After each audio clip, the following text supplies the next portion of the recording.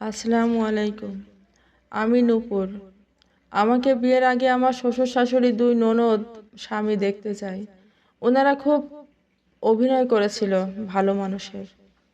আমার মা বলেছিল বিয়ের উপযুক্ত মেয়ে থাকতে কেন ছেলের বিয়ে আগে দিচ্ছেন। আমার শাশুড়ি বলেছিল মেয়েকে আগে বিয়ে দিলে বাড়ি ফাঁকা হয়ে যাবে, মা বলে ডাকা বন্ধ হয়ে যাবে। তাই ছেলের বিয়ে আগে দিয়ে আরেকটা মেয়ে নিয়ে যাব, তারপর মেয়ের বিয়ে দিব।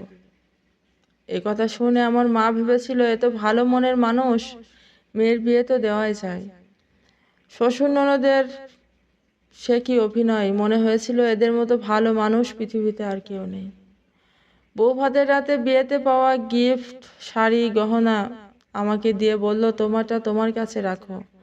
আমি নতুন তাই কিছু না দেখেই রাখি। কয়দিন পর দেখতে পেলাম সিটি গোল্ডের গহনা আর পুরনো শাড়ি নতুনগুলো ওনারা নিয়ে নিয়েছে। কিন্তু আমার দোষ দিল, আমি নাকি বাপের বাড়ি পাঠিয়ে দিয়েছি। আমার ননদরা বেশিরভাগ বাপের বাড়িতে থাকে। সব কাজ রান্না একাই সামলাতে হতো আমাকে। কেউ সাহায্য করতো না, বরং আরো উল্টোপাল্টা কথা বলতো।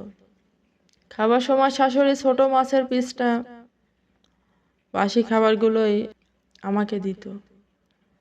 কোনো জিনিস নষ্ট হলে আমার দোষ, অন্যদের করা ভুল আমার ঘাড়ে চাপানো হতো। আমি অনেক অবাক হয়ে ভাবতাম মানুষ এত অভিনয় জানে। একদিন হঠাৎ শুনলাম আমার স্বামীর চাকরি চলে গেছে। খুব কষ্ট হলো। মা বাবা চিন্তা করবে শুনলে। পরে ভাবলাম চাকরি গেলেও উনি উচ্চ শিক্ষিত, চাকরি পেয়ে যাবেন অন্য কোথাও। কিন্তু শুনতে পেলাম উনি নাকি শুধু মাধ্যমিক পাস। পায়ের তলা থেকে মাটি সরে গেল। এত বড় মিথ্যা কথা! 1 বছর উনি বাড়িতে বসে থাকলো। আমার বাবা ব্যবসা করার জন্য টাকা দিল ঠিকই, কিন্তু উনি ব্যবসা না করে বসে খেয়ে উড়িয়ে দিল। আমার গহনাগুলোও বিক্রি করে দিল। আমি একদিন রাগ করে চলে গেলাম বাপের বাড়ি। মা আমাকে যেতে দিল না আর। অসুস্থ হয়ে গেলাম, কনসেপ্ট করে গেছি। ভাবলাম স্বামী শ্বশুর শাশুড়ি সব চলে যাক, যে আমার পেটে বড় হচ্ছে তাকে নিয়ে জীবন কাটিয়ে দেব। আমার মেয়ে হওয়ার 5 মাস পর চাকরি পেলাম। আজ 12 বছর আলাদাই আছি। ডিভোর্স দেয়নি এখনো। আবার কার জীবন নষ্ট করবে? যারা মিথ্যে ইনফরমেশন দিয়ে বিয়ে করে, বিয়ে দেয়, তারা মানুষ নয়, অমানুষ। আমার মা বাবা খোঁজ খবর নিয়েছিল বিয়ের আগে, যেটুকু খোঁজ বাইরে থেকে নেওয়া যায়। আচ্ছা, কিভাবে খোঁজ নিলে বাইরে থেকে সব জানা যায়? সেটা তো আমাদের জানা ছিল না। যারা ভণ্ড হয় তারা বাড়ির বাইরে অভিনয় করে চলে। তাদের আসল রূপ বাইরের লোকের কাছে কখনোই ধরা পড়ে না। ওই ধরনের মানুষগুলো সমাজে পাক্কা ভালো মানুষের অভিনয় করে চলে। সরল সাদাসিধে মানুষগুলো বিশ্বাস করে ঠকে যায়। ভণ্ড মুখোশধারী মানুষগুলো ঠকানোতেই আনন্দ পায় বেশি।